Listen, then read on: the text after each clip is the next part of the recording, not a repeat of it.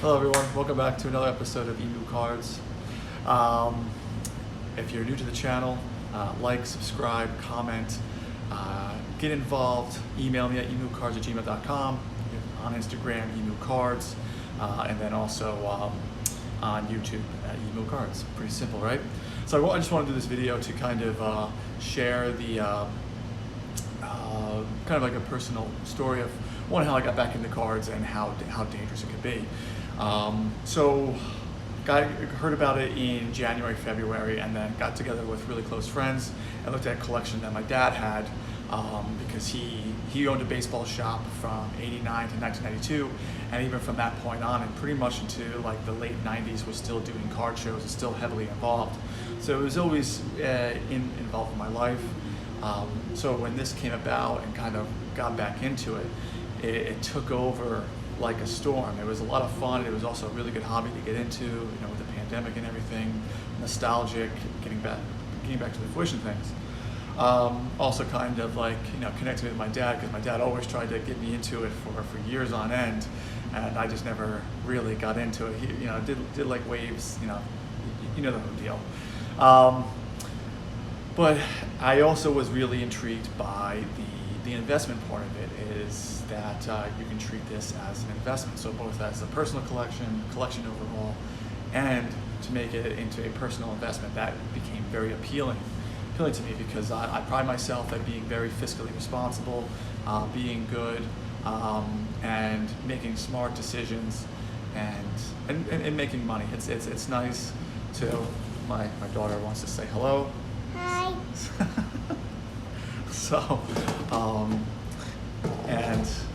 So yeah, I wanted to really do that. Like again, I pride myself in making smart decisions. Done very, very well in the market. I mean, even mortgage and real estate, especially with the pandemic housing boom. And on top of that, let me get out of the shot. I can't. Yes, you can. And really was really going. That was the cool thing about the market, right? Please stop. So we'll lead into this, but the other aspect of this, and I actually saw YouTube videos, is that especially when you're opening boxes and getting involved into this collectible, is that it's a lot like gambling. Quick story. I come from a family of gamblers. My grandmother taught me how to play poker at the age of 7. My dad's been playing slots. He's a diamond member in Caesars. So, and I thoroughly enjoy it. I've been a poker and craps player myself.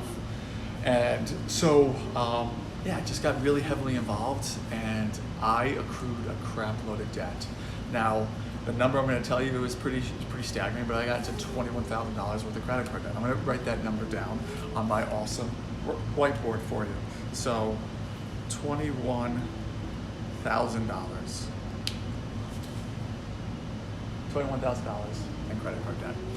Pretty massive number when you think about it, especially when I really didn't start buying, whether it was graded cards, boxes, sealed boxes, or raw cards. I bought very, very, very minimal amount of raw cards, because I really started at the end of March. It was still very much in the height, in April very much again in the height.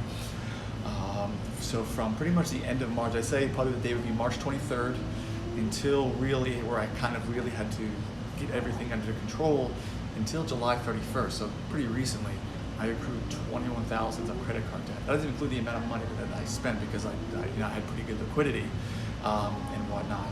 But I had lost control. Luckily that, because I had good investments, good saving anywhere, that I could immediately erase that credit card debt. But I had to sell some Ethereum, some Bitcoin. Anybody that's watched my videos or subscribed to the channel, thank you, by the way. Any new people, please like, comment, and subscribe. I had to sell stuff I never thought I wanted to sell. Ethereum, Bitcoin. I'm so massive I'm on the long, especially in the next 10 years, that I really didn't want to sell. But to knock into that debt, because I tried to calculate how long it would take me to get out of it just by putting money aside each week from my paychecks and whatnot, and it was going to take, at my calculation, until next June of 2022. Yes, you can have that. Get up. Yes, you may. So I'm doing this to reach out that I think there should be more videos like this, because I think a lot of people say that they are doing a lot better than they are. That's just my perception of it, but I think there's a lot of truth in that. Just because now really going full force into this, in this industry, you really do see like how you make money, how much a card's worth, and really how difficult it is to sell cards. I mean, it's easy to buy cards, but to sell cards, that takes reputation, that takes a lot of patience, some skill, some smart marketing, how you present yourself, which I've learned over these past couple of months, but still way behind. And even though that I've talked myself, and quite frankly still talked myself into some good investments, especially sealed boxes. That's the safest bet you can do in this industry, because it's like investing in an index fund. It was still concerning, because it got to a level where I actually was starting to lie to my wife about how much I was spending, how much debt I was in, and again, that became really concerning. And it almost actually felt like I was cheating. I was cheating on her, cheating on the kids, type of thing, because I just was not being very honest about what was going on and how heavily involved I was with this. So I just really wanted to put this video to have a conversation. Comment, email me if you don't want to comment on the thread, but if you, I think you should really share your stories, especially. You really hear what's really cool about the market is the good stories of people ripping these awesome cards, these rare cards, 101, what have you. But we really don't talk about the trouble that we can easily get into, because it is addicting. I was addicted, and to be quite frank, I'm still somewhat addicted, because I literally have to talk to myself, don't go to the local card shop, don't go to, don't buy this on eBay, don't get involved, don't go on Facebook Marketplace. It still does that, so still battling that.